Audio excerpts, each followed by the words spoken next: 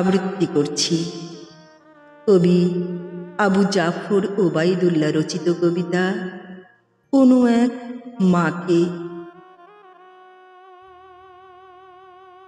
কুমড়ো ফুলে ফুলে নুয়ে পড়েছে লতাটা, সজনির ডাঁটায় ভরে গেছে গাছটা, আর আমি ডালের বড়ি শুকিয়ে রেখেছি।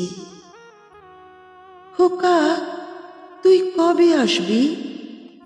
কবে ছুটি? চিঠিটা তার পকেটে ছিল, ছেঁড়া আর রক্তে ভেজা। মাগো, ওরা বলে সবার কথা কেড়ে নেবে, তোমার কোলে শুয়ে গল্প শুনতে দেবে না। বলো মা, তাই কি হয়? তাই তো আমার দেরি হচ্ছে। তোমার জন্য কথার ঝুড়ি নিয়ে তবেই না বাড়ি ফিরব। লক্ষ্মী মা, রাগ করে না, মাত্র তোমার কটা দিন।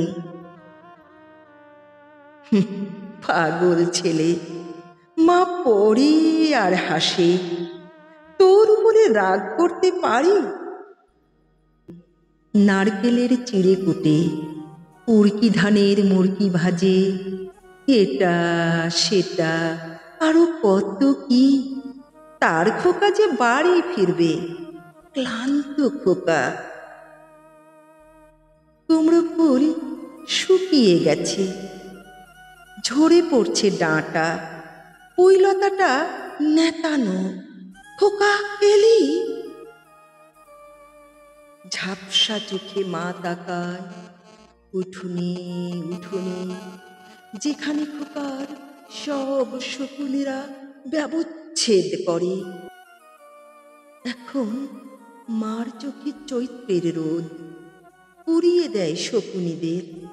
তারপর দাওয়ায় বসে মা আবার ধান ভানে, বিন্নি ধানের খই ভাজে।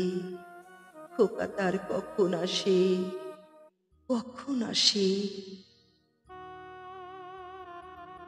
এখন মার চোখে শিশির ভোর, স্নেহের রোদে ভিটে ভরেছে, স্নেহের রোদে ভিটে ভরেছে, স্নেহের রোদে ভিটে ভরেছে।